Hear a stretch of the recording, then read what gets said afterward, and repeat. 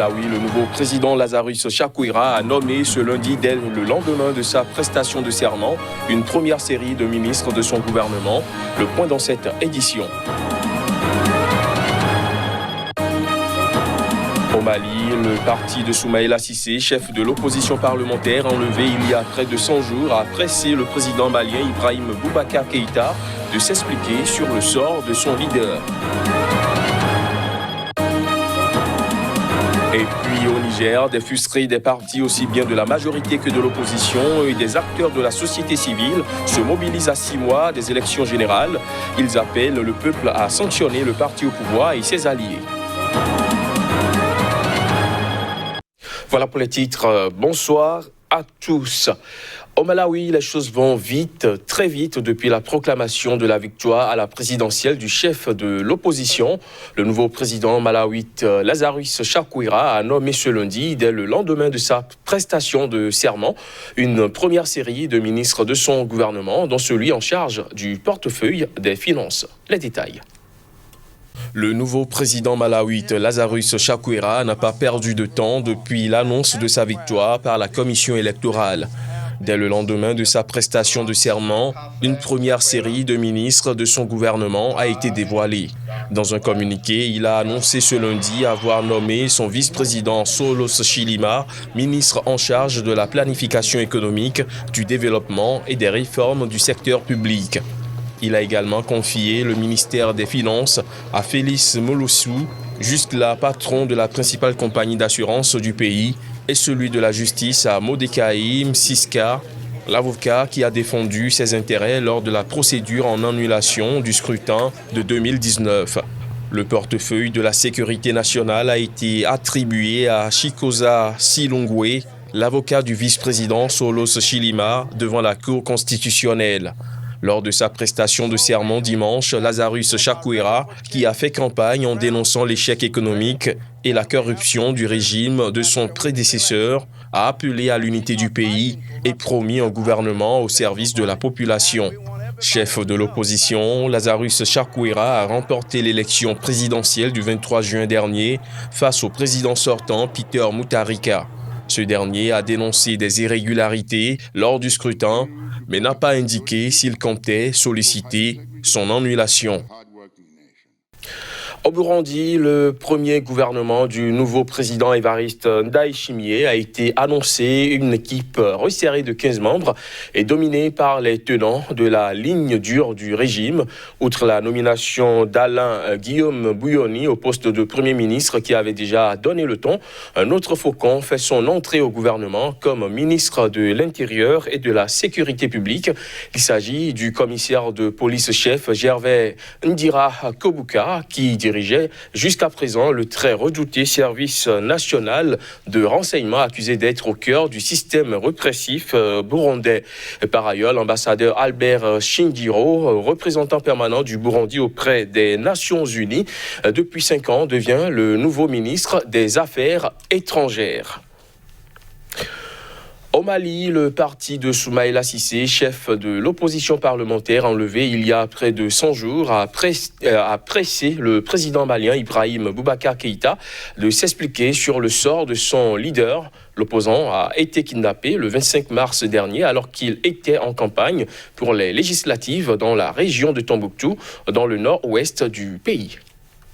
Le parti de Soumaïla Cissé, l'Union pour la République et la démocratie, a interpellé le président Ibrahim Boubacar Keïta afin qu'il s'explique sur le sort de son leader kidnappé le 25 mars alors qu'il était en campagne pour les législatives dans la région de Tombouctou. Rappelant lors d'une conférence de presse des propos tenus par le président malien le 16 juin et selon lesquels Soumaïla Cissé était en vie et serait bientôt libre, le parti a interrogé le chef de l'État sur les modalités de ce bientôt, soulignant le temps qui s'est écoulé depuis sa déclaration. Les Maliens sont sans nouvelles de l'opposant depuis près de 100 jours. À défaut de preuves formelles et de revendications, les soupçons pèsent sur le groupe djihadiste d'Amadou Koufa affilié à Al-Qaïda. L'URD, qui appelle à un rassemblement jeudi prochain pour la libération de Soumaïla Cissé, a mis en cause la responsabilité du pouvoir qui avait décidé de maintenir les législatives malgré la situation sécuritaire dégradée.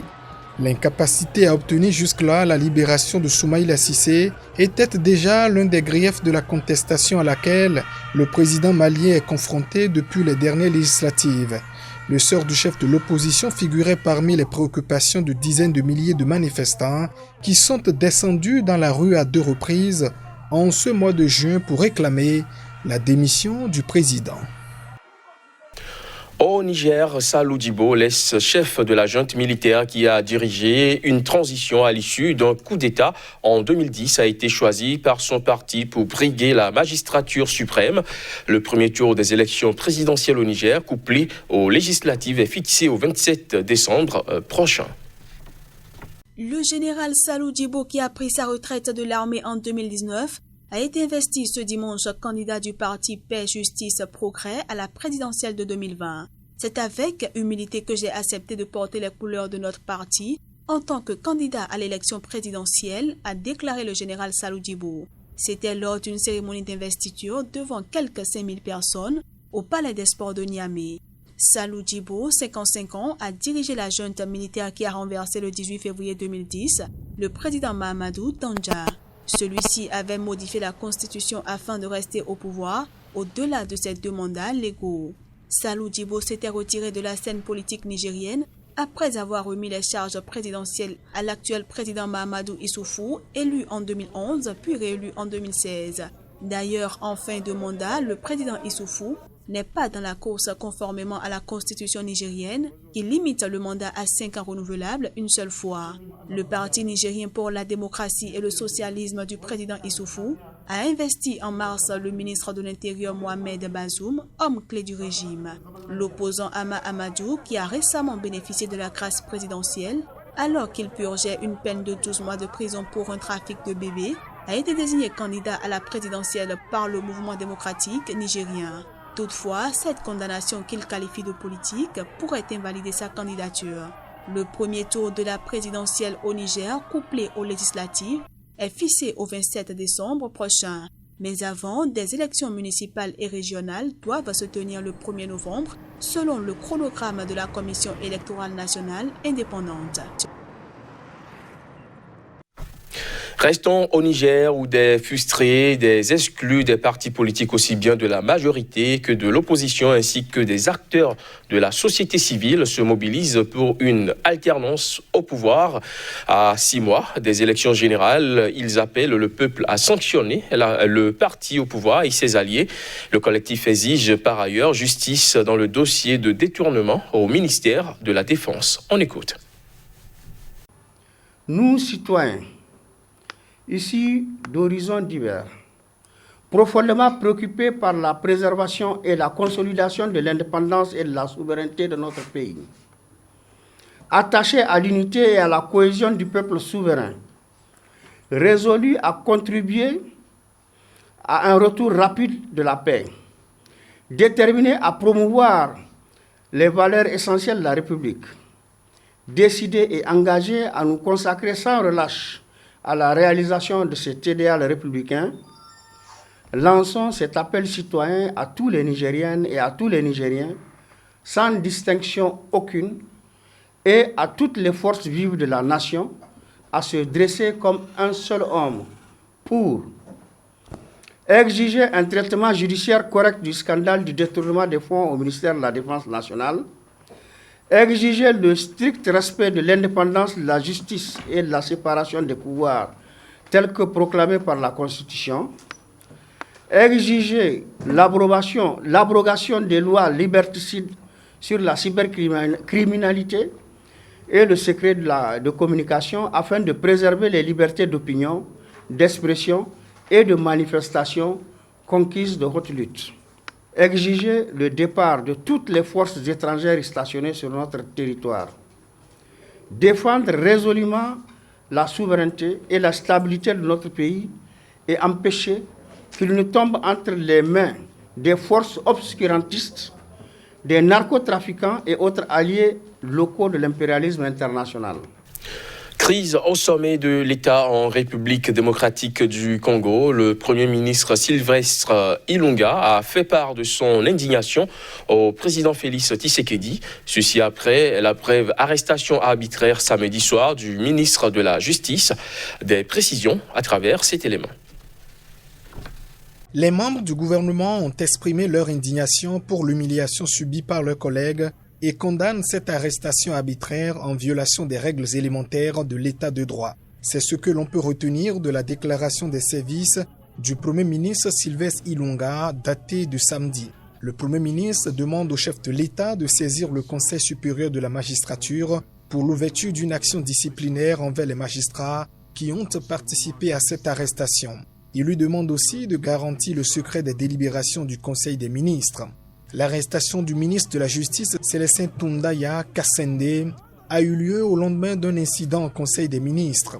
Selon une source ministérielle, le président Tshisekedi a été furieux d'apprendre que son garde des Sceaux avait transmis au Parlement les observations du gouvernement sur 3 propositions de loi très controversées sans consulter ni le président ni l'exécutif. Une initiative personnelle peut-on lire dans le compte-rendu de la réunion. Le ministre a été relâché sans charge d'après son entourage. Les raisons de son arrestation n'ont pas été formellement communiquées. Hors du continent africain, des pluies torrentielles ont fait au moins 12 morts ce week-end en Chine, dans la province de Sichuan, au sud-ouest du pays. Le pays faisait face à des inondations meurtrières depuis début juin. Reportage. Dans le canton de Mianing, situé à quelques 350 km de la capitale régionale Chengdu, 2 personnes sont notamment décédées lorsque leur véhicule, circulant sur une autoroute endommagée par les flots, est tombé dans une rivière. Outre les 12 décès recensés au total dans la province, 10 disparus sont également à déplorer, a annoncé l'agence de presse Chine Nouvelle. Depuis le début du mois, le sud du pays est frappé par des pluies torrentielles qui ont causé des glissements de terrain et des inondations, touchant au total 12 millions de personnes, d'après le ministère des Situations d'urgence. En l'espace de quelques semaines, plus de 720 000 personnes ont été évacuées et 78 morts au total sont à déplorer, selon la même source. Des photos et vidéos publiées par les médias d'État montrent des champs submergés et des sauveteurs avec de l'eau jusqu'à la taille qui portent des habitants sur leur dos. La saison des pluies a déjà entraîné pour 25,7 milliards de yuan, soit 3,2 milliards d'euros de pertes économiques, selon le ministère. Un coup dur pour une économie qui a déjà beaucoup souffert de l'épidémie de Covid-19. Fin de cette édition, merci de l'avoir suivi.